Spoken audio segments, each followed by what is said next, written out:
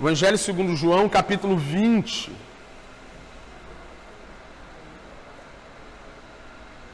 Capítulo 20, nós vamos ler o versículo 30 e o versículo 31.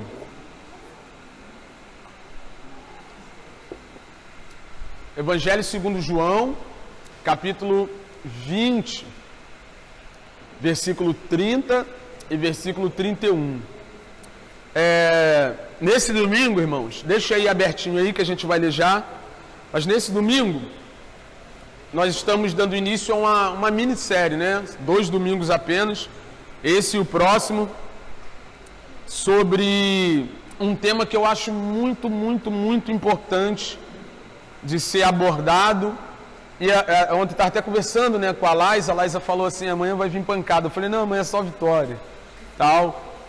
E isso porque eu estava muito ansioso, né, com a expectativa muito grande de pregar sobre isso aqui, de ensinar sobre isso aqui, não por causa da vontade de pregar em si mesma, né, mas porque eu acho extremamente necessário que nós esclareçamos algumas coisas que na mente de muita gente são assuntos obscuros ou mal compreendidos, né? Então hoje nós vamos começar a tratar de um assunto que é muito mal compreendido no meio do povo de Deus, e eu acredito que vai ser muito importante, muito edificante, e vai nos fazer crescer bastante, tá bom? O tema da série é o que não te falaram sobre os milagres de Jesus. Esse é o tema da série, né? Hoje você vai ver que existe algumas questões, né, relacionadas aos milagres, aos sinais que Jesus fez no período que andou, né, nessa terra como homem, que eu posso falar isso de maneira acertada, que não são abordadas. Essas coisas das quais nós vamos tratar aqui, pelo menos nos contextos que nós estamos acostumados a estar, não são abordadas, né? O que se fala sobre os milagres de Jesus é a parte conveniente para nós seres humanos, e isso tem levado muitas pessoas a muitos prejuízos, a viverem muitas dificuldades, muitos problemas, e é isso que a gente vai ver a partir desse momento aqui, tá bom? Mas em primeiro lugar, me permita lhe dizer que, de acordo com o relato bíblico, o homem não foi feito para ter necessidade de nada. De acordo com o relato bíblico, está escrito na sua Bíblia, na minha Bíblia, que nós não fomos feitos para ter necessidade de nada. Nós não fomos feitos para morrer. Nós não fomos feitos para ficar doentes. Nós não fomos feitos para trabalhar de maneira penosa.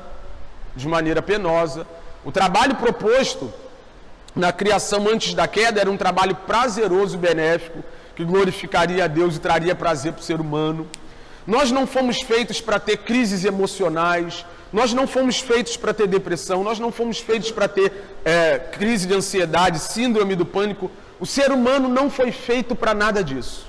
Ele foi feito para ter comunhão plena com Deus, ser amigo de Deus, ser parceiro de Deus na gestão de toda a criação e desfrutar de toda a criação para a glória de Deus e para benefício próprio.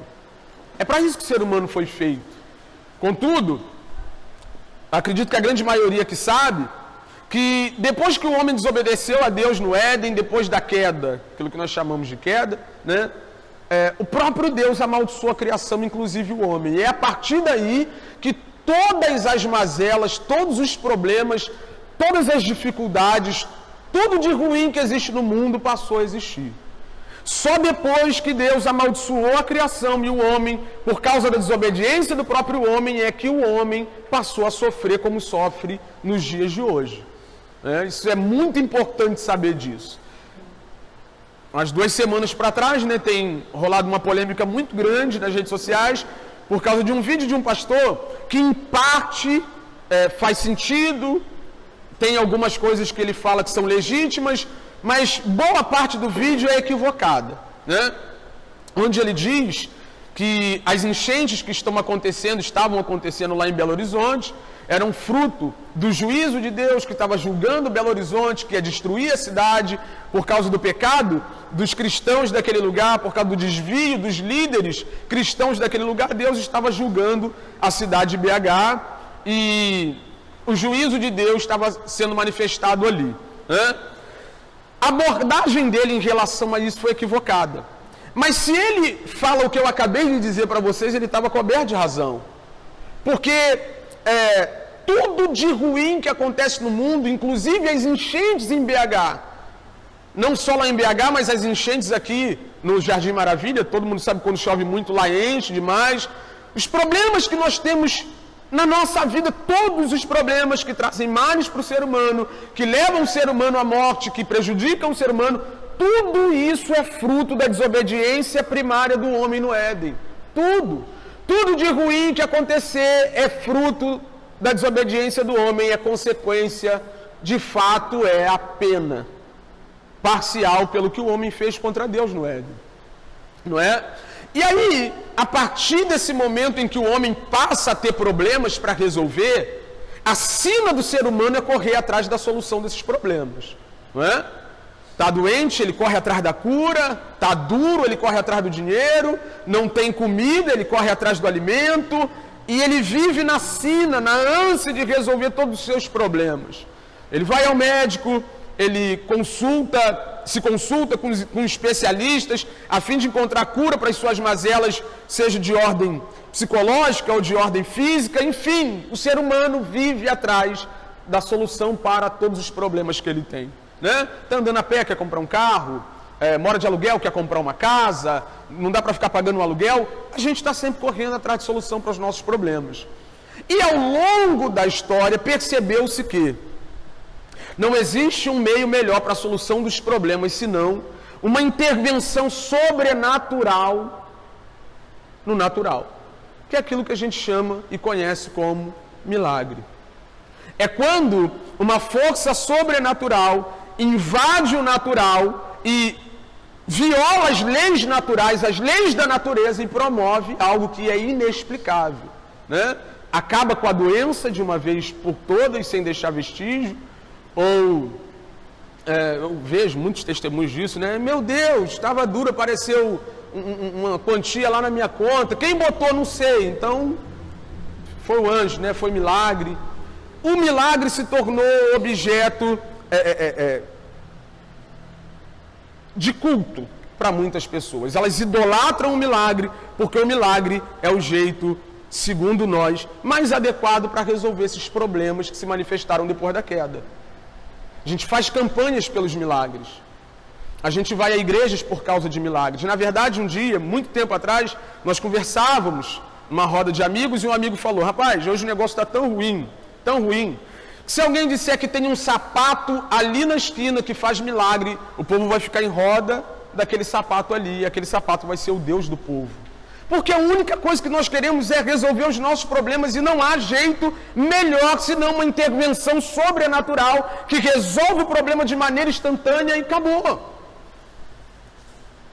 E a partir desse entendimento, dessa compreensão, muitas pessoas se valem de todos os milagres narrados nas Escrituras, em especial os milagres de Jesus, para fomentar esse desejo, essa ânsia de conseguir solução para os nossos problemas, que todo mundo tem. Todos os homens sabem que todos os homens têm problemas, inclusive aqueles que conhecem as Escrituras e veem nas Escrituras solução para alguns problemas por meio dos milagres. Então, quando o cara vai abordar os milagres das Escrituras de maneira ilegítima, de maneira gananciosa, de maneira equivocada, ele vai dizer que do mesmo jeito que no passado Deus interviu de maneira sobrenatural no problema de alguém, ele vai intervir no seu também, não é? Então, se você está desempregado de maneira sobrenatural e milagrosa, o que Deus vai fazer? Ele vai abrir uma porta de emprego para você. Se você está doente, né? A gente conhece o caso de pessoas que param de tomar remédio. Vai lá, se consulta, se consulta, o médico prescreve o medicamento e ele fala assim, não vou tomar não, porque eu acredito que Deus vai fazer um milagre. Quando, na verdade, a produção de um medicamento já é um milagre da parte de Deus. É Deus que dá sabedoria ao homem, dá ao homem condição dele produzir esse tipo de coisa para o benefício do próprio homem. Né? Mas isso é outro assunto, é outra coisa. Mas a grande questão é essa. Pessoas que não conseguem entender do porquê dos milagres, ouvem pessoas falar sobre estes milagres de maneira equivocada e, nos dias de hoje, mais do que nunca, os milagres são o motivo pelo qual muitas pessoas vêm à igreja, participam das nossas reuniões. Né?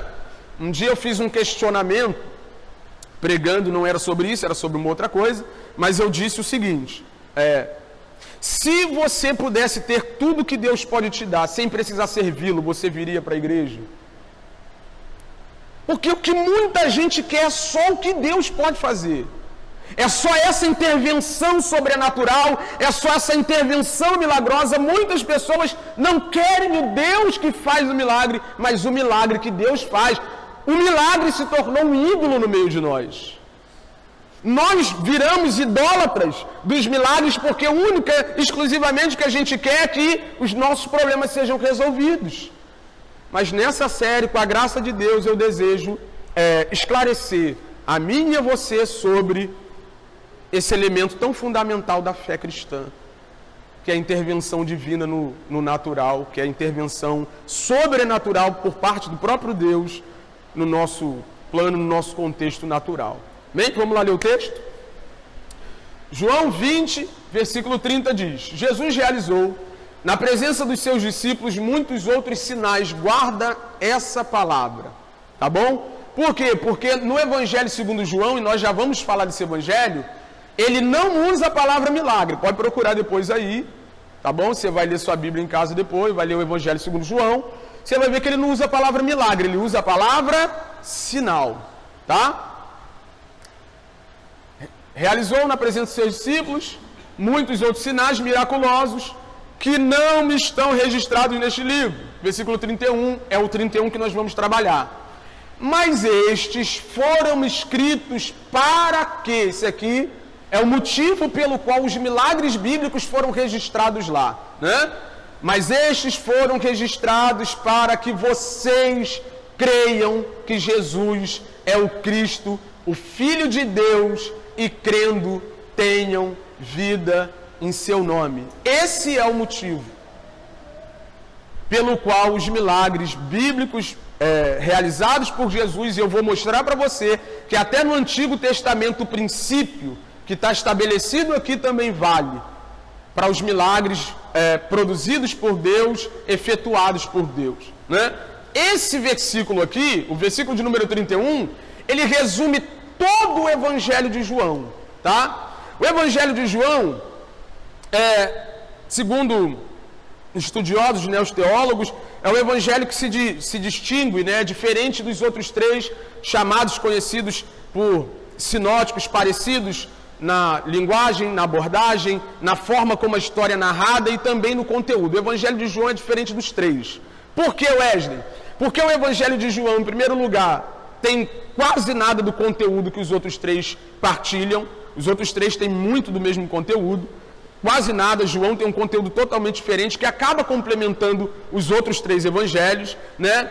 Segundo lugar, o Evangelho segundo João foi escrito para que ficasse explicado do porquê que Jesus fez aquilo que os outros evangelistas dizem que ele fez. Os outros evangelistas mostram as obras de Jesus. Amém? João explica do porquê que essas obras foram feitas.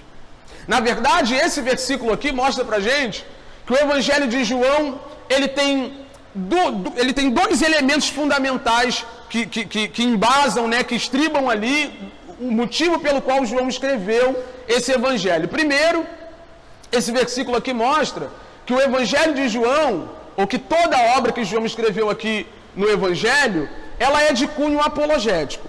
Em primeiro lugar, vou ler de novo com vocês aqui, para que todo mundo entenda. Mas esses milagres, esses sinais, né, foram escritos para que vocês creiam que Jesus é o Cristo, o Filho de Deus. A apologética é uma matéria da teologia que fala sobre defesa da nossa fé, né? E o que João vai defender no seu evangelho? Ele vai defender que Jesus é o Cristo, o Filho de Deus. Esse evangelho ele foi escrito no final do primeiro século e João teve que combater, né, aquilo que não era conhecido ainda como gnosticismo, a gente chama de gnosticismo primitivo, onde se negava a divindade de Jesus. Alguns homens se levantaram ensinando que Jesus não era Deus, né?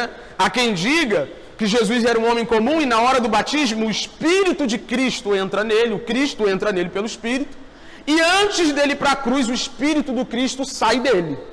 Ele era um homem que atuou pelo Espírito do Cristo, mas não era o Cristo, não era Deus.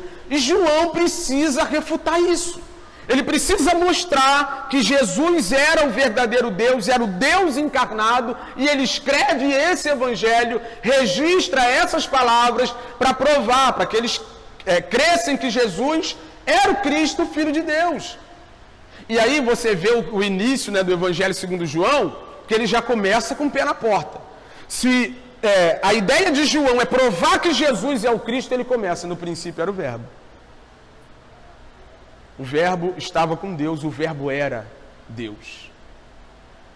Ele começa já mostrando esse cara de quem eu vou falar agora, que os outros 3 evangelistas já falaram sobre ele. Ele não era uma emanação de Deus, ele não era um homem dotado de muitas habilidades, ele era o próprio Deus, sempre esteve com Deus e encarnou.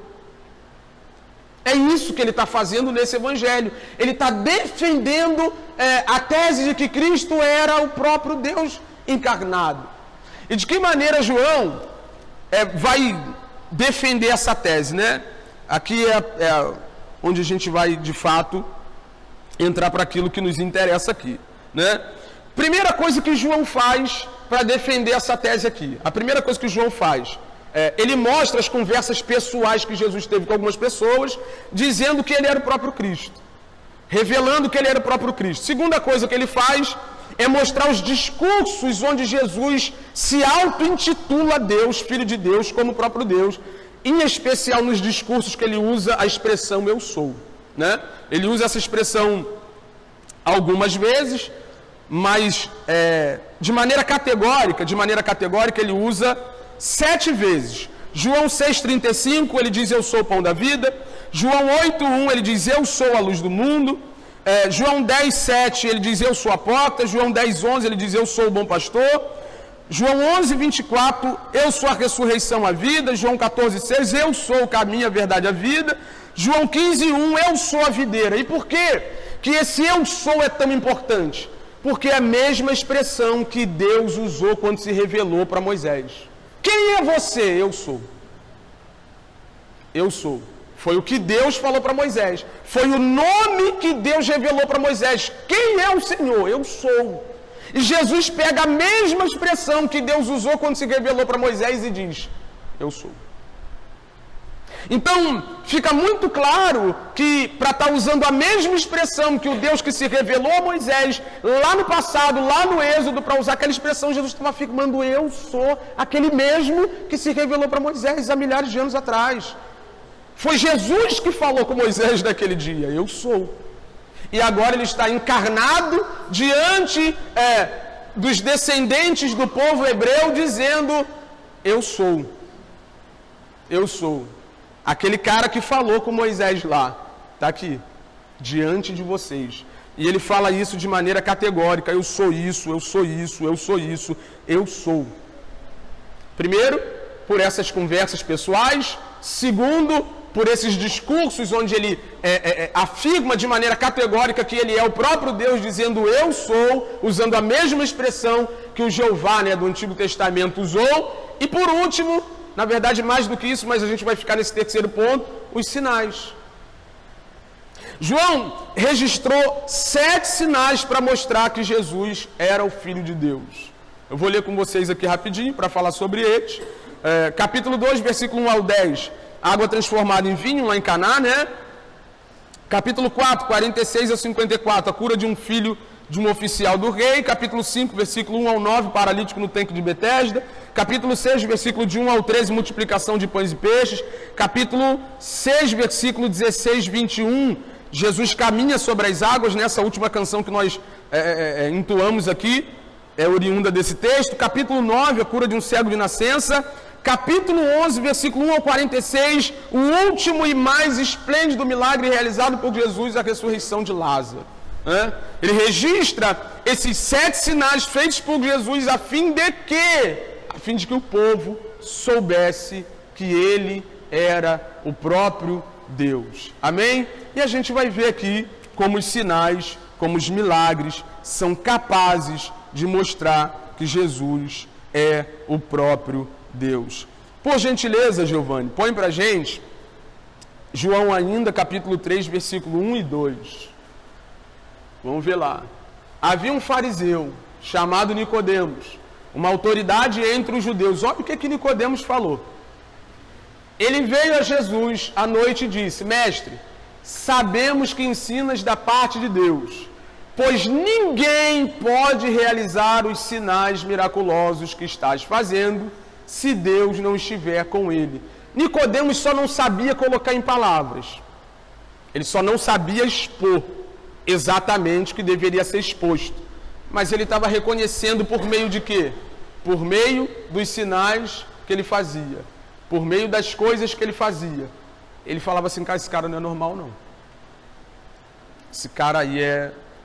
Não, eu sou uma autoridade aqui entre os judeus, autoridade dentro da religião, conheço da palavra, conheço dos profetas, conheço a nossa religião como ninguém, e eu preciso admitir o que esse cara faz.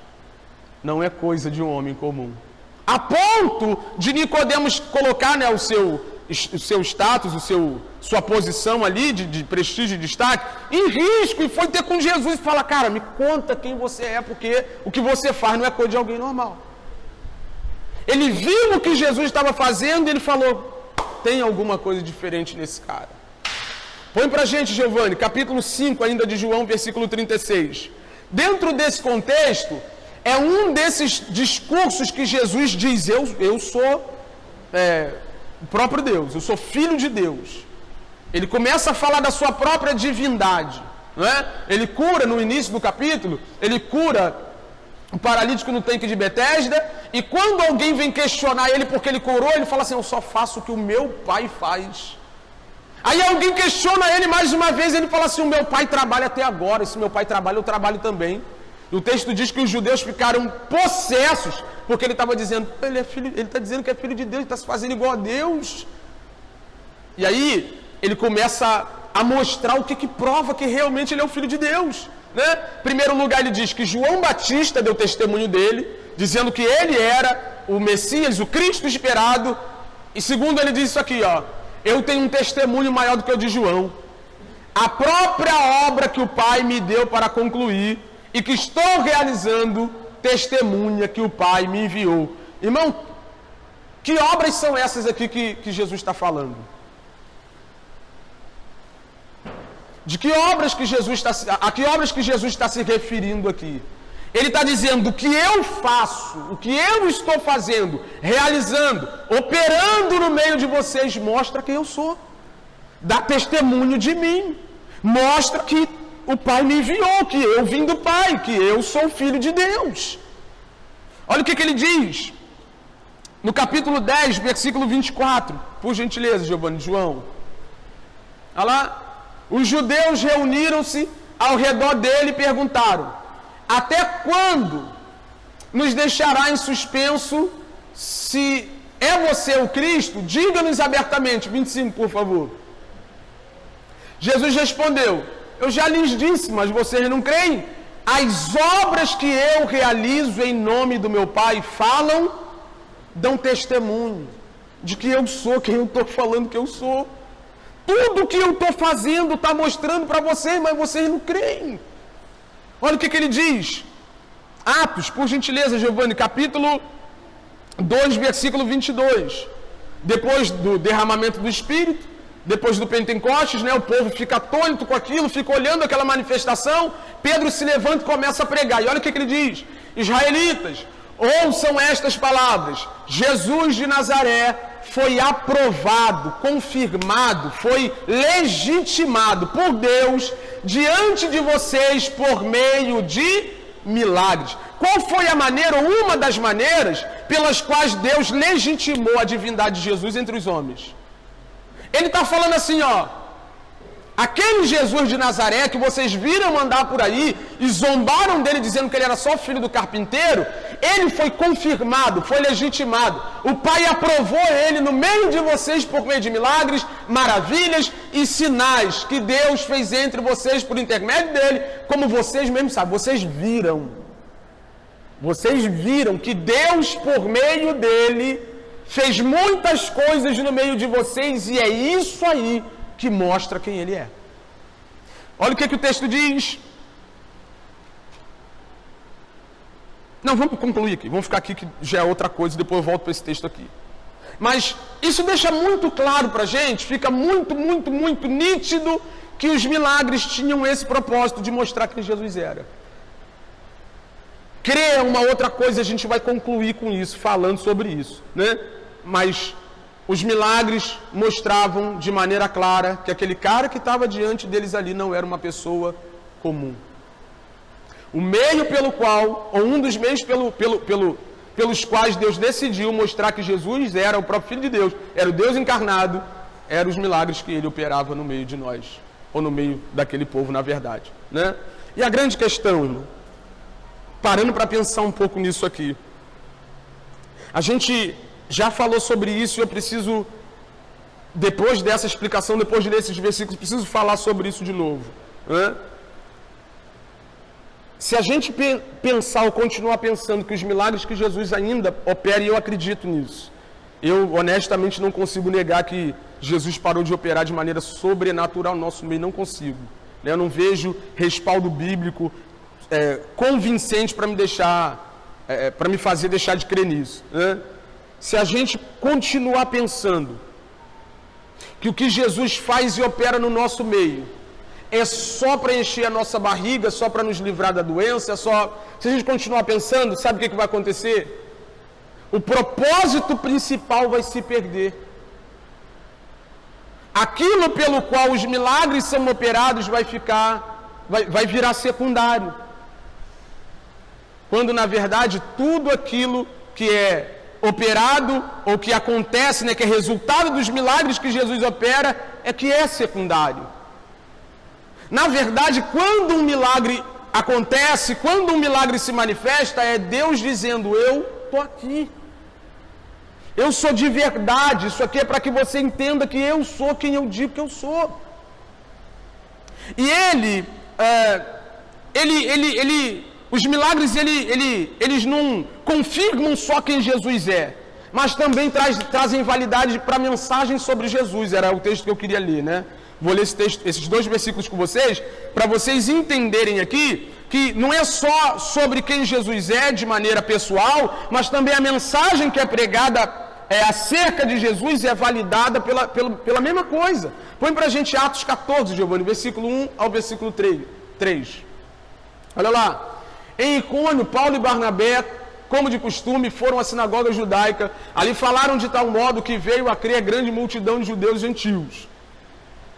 Mas os judeus que se tinham recusado a crer, incitaram os gentios e irritaram-lhes os ânimos contra os irmãos. Versículo 3. Paulo e Barnabé passaram bastante tempo ali, falando corajosamente do Senhor. O Senhor, né, falando corajosamente do Senhor, que confirmava a mensagem de sua graça, realizando sinais e maravilhas pela mão deles. Pode ver que sinal e maravilha não tem nada a ver com tirar o povo da prova.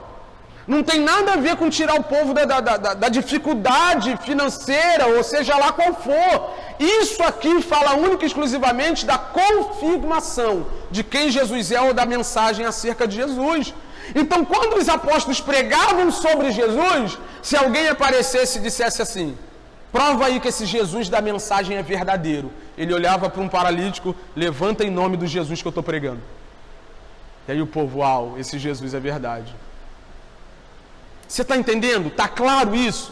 Põe para a gente Hebreus, Giovanni, capítulo 2, versículo 1 ao 4, por gentileza. Olha lá, ó. Por isso é preciso que prestemos maior atenção ao que temos ouvido, para que jamais nos desviemos. Porque se a mensagem transmitida por anjos provou a sua firmeza e toda transgressão e desobediência recebeu a devida punição, como escaparemos nós se negligenciarmos tão grande salvação?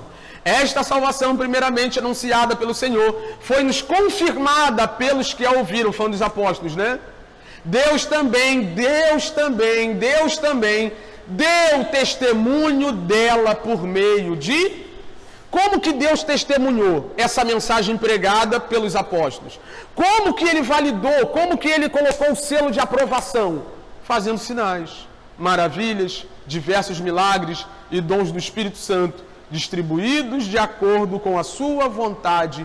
Deus operou maravilhas por meio de Cristo e por meio dos apóstolos para mostrar que Ele era o Deus verdadeiro, fosse na pessoa de Cristo ou fosse na pregação. Então, resumindo tudo isso que nós estamos falando, para que serve o milagre? Qual é um propósito primário do milagre? Mostrar que o Deus que está por trás dele é verdade. Né? Suponhamos que eu chegue aqui e diga que de uma hora para outra, né, caiu lá um bilhão na minha conta. 1 bilhão, já pensou 1 bilhão? Dava até um dinheiro para vocês. 1 bilhão na minha conta, irmão. Aí eu chego aqui e conto, gente, tem 1 bilhão na minha conta. Aí vocês vão ficar esperando o quê? Os sinais. Como que eu vou provar que tem 1 bilhão na minha conta? Se eu trocar de carro de uma hora para outra. Se eu abandonar vocês e ir para Miami. Não vou fazer isso. Não vou. Acho que lá... Brincadeira, a gente ama vocês. Né? Mas como é que você vai... Como é que você vai... Fala, caraca, realmente o Wesley está com 1 bilhão na conta. Se eu continuar duro, numa luta terrível, numa prova terrível, vai falar, Wesley, cadê o seu bilhão? Né? Felipe Campos, um amigo nosso, conta um testemunho que ele tem um tio meio difícil, meio complicado.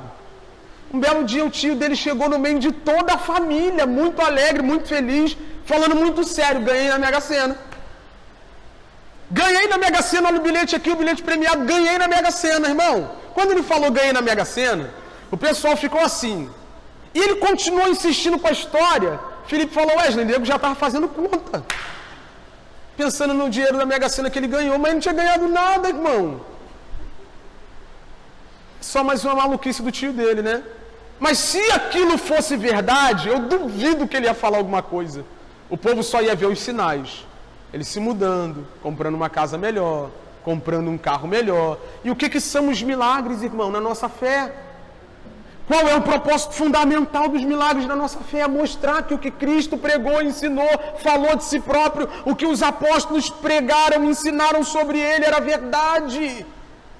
É o selo, os milagres, os sinais sobrenaturais são o selo de que o Deus a quem cremos é verdade. Tem no Antigo Testamento dois textos que eu quero partilhar com vocês, que mostram que esse princípio é o mesmo desde sempre. Milagre sempre serviu para revelar quem Deus é.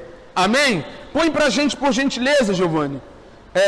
Segundo livro de Reis, capítulo 5, versículo 15. Todo mundo já ouviu uma mensagem sobre Naamã, sim ou não? Quem já ouviu aqui uma mensagem sobre Naamã? Sabe o que você ouviu? Dá 7 mergulhos que você vai subir curado. Aí tem campanha do 7 mergulhos, tem... É ou não? Né?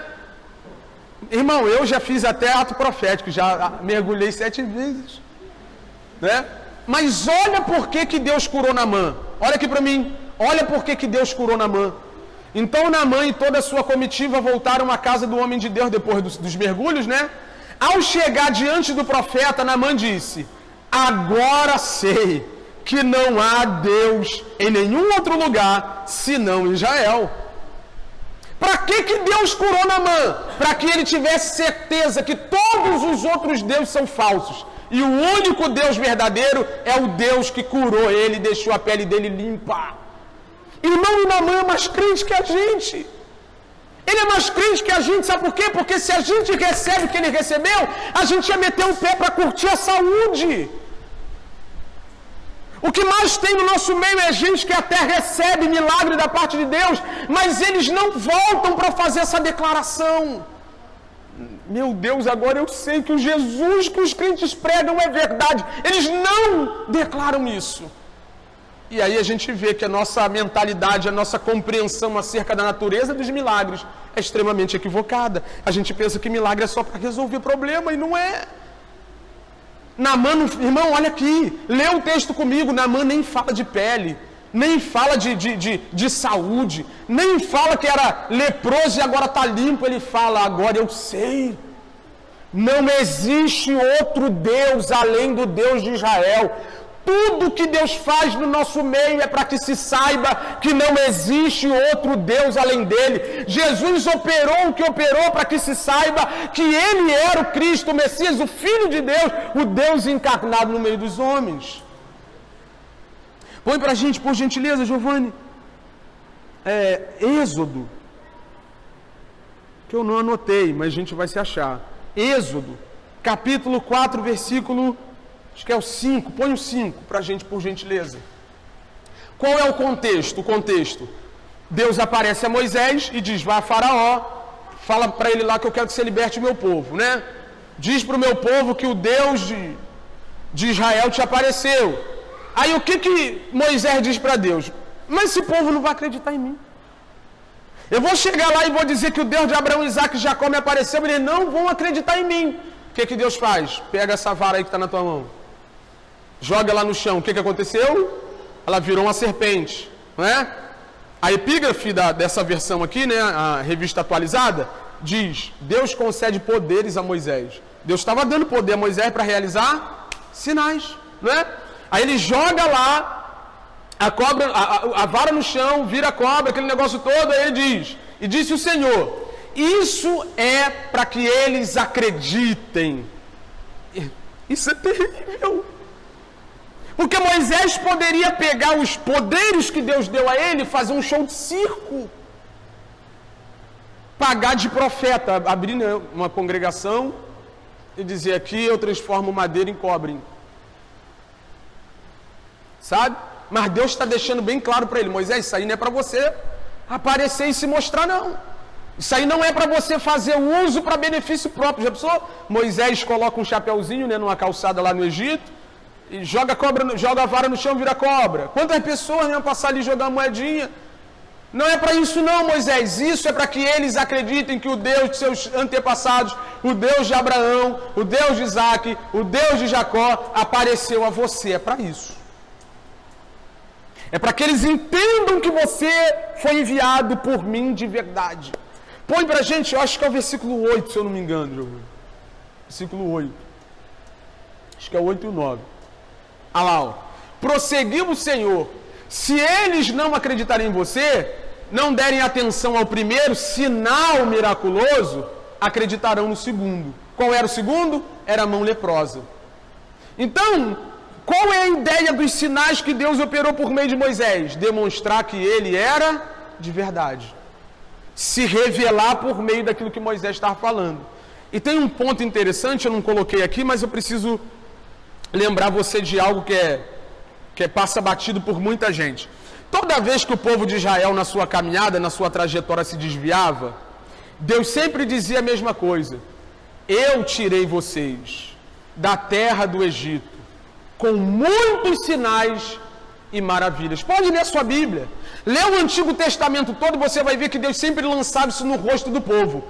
Eu tirei vocês com muitos sinais e maravilhas. Eu abri o mar. Eu fiz pedra virar bebedouro. Eu fiz comida chover. Eu fiz todos os sinais possíveis para vocês compreenderem que quem estava conduzindo vocês era o Deus de verdade. Então, tudo que Deus fez, eu preciso falar sobre isso. A gente costuma pegar a Bíblia para dizer, Deus vai abrir o mar para você também. Deus vai mandar comida no seu deserto. Deus vai mandar água no seu deserto. A pregação correta não é essa. A pregação é: Deus vai se revelar e vai mostrar quem Ele é de verdade. Essa é a pregação correta. Tudo que Deus faz é para que você e eu, para que nós saibamos quem Ele é. Amém? A gente vai concluir agora, né? Capítulo, nós já lemos, na verdade, né? Capítulo 3, versículo 1 e 2 de João. Nicodemos vai até Jesus atraído pelo quê? Pelos sinais que Jesus fez, né? Jesus está ali, ele vai lá, ele fala: cara, as coisas que você faz não é coisa de homem comum. Uma coisa que os milagres fazem, irmão, além de confirmar quem Jesus é atrair o povo. É atrair o povo. Se você falar que vai vir um profeta aqui, que cura, que fala CPF, né, essas paradas assim, pode esperar que na semana que vem, vamos fazer um anúncio no Facebook, né? Fulano que cura, entrega CPF, eu sei o nome do meu documento, sei para que o pessoal gosta de ouvir o nome do documento, né? Mas eu já sei. Então assim, coloca lá, o cara fala o nome do CPF, diz o nome da tua avó, que faleceu, tal, aquele negócio todo, bota lá que você vai ver se vai ter lugar para sentar aqui semana que vem. Põe pra gente, Giovanni, capítulo 6 de João, versículo 1 e 2. Algum tempo depois, Jesus partiu para outra margem do mar da Galileia, ou seja, do mar de Tiberíades, e grande multidão continuava a segui-lo. Por quê? Porque vira os sinais miraculosos que ele tinha realizado nos doentes. Milagre atrai demais, irmão. Milagre atrai. Milagre atrai. Show de mágica atrai, que dirá milagre. Sim ou não? Né? Cansei de ficar ali num calçadão ali de Campo Grande olhando os caras fazer aquelas paradas. Milagre atrai.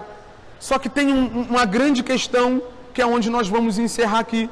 Nós vamos terminar aqui, né? Atrai, mas a questão não é só atrair, porque muita gente vai vir. Muita gente vai ser atraído por aquilo que Deus pode fazer, por meio de um ser humano ou não, né? Mas volta pra gente lá, capítulo 20, versículo 31. A gente encerra aqui. E aí na semana que vem a gente conclui essa exposição sobre esse tema tão relevante. Mas estes foram escritos, né, os sinais, para que vocês creiam que Jesus é o Cristo, Filho de Deus, e crendo tenham vida em seu. Você pode olhar e falar: cara, realmente esse cara aí, acho que é Deus mesmo, é Deus, né? Você pode vir à igreja porque você foi atraído pelo sinal, mas o fim de tudo é isso aqui: crendo tenham vida em seu nome. Por que Deus, irmão? Por que Deus se revelou e se revela por meio de sinais miraculosos? Não é para te impressionar, é para que você creia que Ele é o próprio Deus. Eu preciso te dizer isso aqui, e eu acho que é uma das coisas mais importantes das quais eu falei em todo esse momento aqui. Milagre confirma que Jesus é Jesus. Milagre atrai muitas pessoas para a igreja, mas não converte ninguém. Posso dizer algo para te escandalizar? Está cheio de gente que recebeu muita coisa que vai para o inferno. Mas muita. E é o que eu vou falar semana que vem. Eu vou mostrar para você na próxima semana, à luz da Bíblia, o quão é pesado receber um milagre da parte de Deus. Tá? A finalidade, o fim último da coisa é que, se a gente perceber que Jesus é o Filho de Deus, nós venhamos a crer. Porque ver milagre, receber milagre e não depositar fé salvadora na pessoa de Jesus, só faz de você mais culpado do que você já era. Hã? Põe pra gente, por gentileza, Giovanni, capítulo 11 de João, versículo 41, 42 e 45. Olha aqui para mim. Quem já ouviu uma pregação sobre Lázaro? Remove a minha pedra. Hã? Você já ouviu? O que falaram para você nessa pregação? Deus vai tirar seus sonhos de dentro desse sepulcro. Ah, mas já tem 4 dias, não foi isso que você ouviu? Sabe onde a situação de Lázaro começa dentro do contexto bíblico? No capítulo 9 de João. No capítulo 9 de João, Jesus cura o cego de nascença e some, vai embora. O cego de nascença vai para a sinagoga, os fariseus interrogam ele, quem te curou? Ele fala assim, não sei. O cara que te curou é pecador. E ele diz assim, se é pecador ou não, eu sei que eu não vi, agora vejo. Não é? Começa uma discussão ali na sinagoga e algumas pessoas dizem, esse cara é pecador, falando de Jesus. Outros dizem, um pecador não pode abrir os olhos do cego. Uma confusão no arraial religioso por causa da revelação por meio do sinal, né? Uma doideira. Capítulo 10 de João, depois que Jesus encontra o cego de novo, troca uma ideia com ele, os judeus que estavam ali começam a arrumar confusão com Jesus, não creem que Jesus é o Cristo, não creem. Jesus vai para João 10, né, o grande discurso do bom pastor. Eu sou a porta, eu sou o bom pastor, e aquele negócio todo, tal. Jesus começa a ser perseguido, o pessoal fala, esse cara tem demônio, ele está falando que ele é Deus, ele está falando, esse cara é maluco. Ele sai dali. Ele deixa o povo incrédulo para trás e se afasta. E no meio desse afastamento de Jesus, quem fica doente? Lázaro. E aí, o servo da família corre atrás de Jesus e diz, o teu amigo está quase morrendo. O amigo que você ama está quase morto. E Jesus diz assim, fica tranquilo. Porque eu sei o que eu estou fazendo. Isso aí não é para a morte. Isso é para a glória de Deus. Jesus chega, Lázaro está quantos dias morto? 4. Por quê? Porque, segundo, né, a crença judaica, até o 3º dia a alma ficava no corpo. Chegou no 4º dia, não tem mais jeito. A pessoa não pode mais vir à vida. Jesus chega no 4º dia, né? No momento em que não dava mais para ressuscitar o morto, vamos ler lá, o que ele faz? Então tiraram a pedra. Jesus olhou para cima e disse, Pai, eu te agradeço porque me ouviste. 42. Eu sabia que você sempre me ouve. Jesus está orando, e essa oração é engraçada, né? Que ele está falando, ele mesmo responde, está aqui, né? Ele fala assim, Pai, eu te agradeço porque tu sempre me ouve, mas eu sei que o Senhor sempre me ouve, né? Eu só estou falando isso, né? Mas disse isso por causa do povo que está aqui, para que creiam. Por que Jesus deixou Lázaro morrer? Porque desde o capítulo 9 tem um monte de gente que não acredita que ele é Deus. Desde o capítulo 9 tem um enxame de incrédulos perseguindo Jesus. Desde o capítulo 9 tem um monte de gente que fala assim, você é uma farsa. Eu sou uma farsa? Então vou fazer algo que ninguém fez aqui no meio de vocês. Eu vou deixar o meu amigo morrer e no 4º dia, onde vocês creem que não dá mais para viver, eu vou vir aqui e vocês vão ver o que vai acontecer. Eu disse isso, ou seja, eu te agradeci, Pai. Te agradeci por me ouvir. Não porque eu não soubesse que o Senhor me ouve, mas para que esse povo creia que tu me enviaste. Olha o versículo 45. Muitos dos judeus que tinham vindo visitar Maria, vendo o que Jesus fizera, creram. Sabe quem são esses judeus aqui que estão crendo em Jesus? Os mesmos que botaram ele para correr, dizendo que ele era uma farsa. E o que ele faz aqui, irmão? Ele promove um grande sinal para que quem não cria viesse a crer. Que o Espírito de Deus essa manhã mostre para mim e para você de uma vez por todas que não é sobre ganhar um dinheiro sobrenatural. E nem é, irmão, a gente fica falando, né, de cura, não, a pessoa está com câncer, vai ser curada. Os apóstolos, irmão, que perderam a cabeça, não é sobre morrer ou ficar vivo. Não é sobre ter uma casa ou deixar de ter uma casa. Os primeiros cristãos perderam tudo. É sobre Deus se revelar através da minha e da sua vida. E mostrar para quem não cria que Ele realmente é o único Salvador.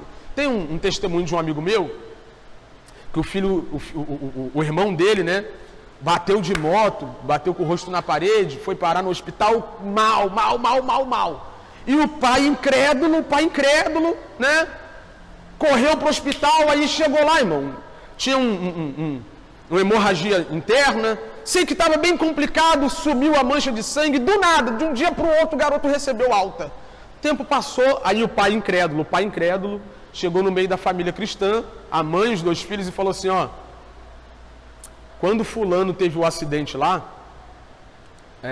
eu vim andando na rua e eu falei, se o senhor livrar o meu filho e tu for Deus de verdade, eu paro de fumar. Né? O milagre aconteceu porque, segundo o laudo dos médicos, né, até cirurgia era para ter. O menino foi embora 1 semana. E o cara parou de fumar, não fuma mais. E ninguém pode negar, sabe o quê? Que esse cara já teve uma experiência com Deus. Na cabeça dele, parar de fumar é suficiente. Mas o que Deus espera, quando nós, por meio de um sinal, por meio de um milagre, a gente passa a entender quem Jesus é de verdade, o que Ele espera que a gente creia? Que Ele é Deus, se fez homem e veio aqui, para não nos livrar né? Não é dessas coisinhas aqui da terra, mas nos livrar de algo muito pior, que é vivermos eternamente separados de Deus. Para que servem os sinais, Wesley?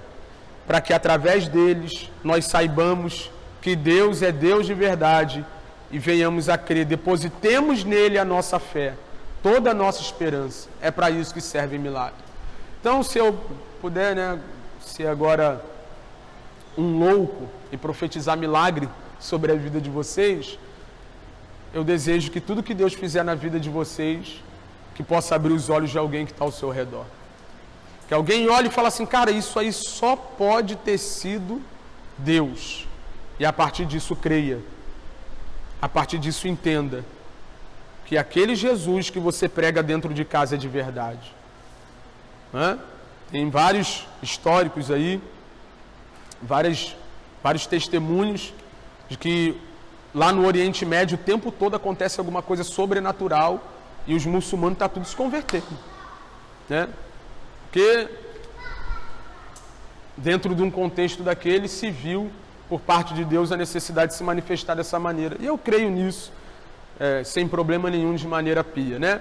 Mas eu concluo dizendo o que Jesus disse para Tomé. Amém? O que Jesus disse para Tomé?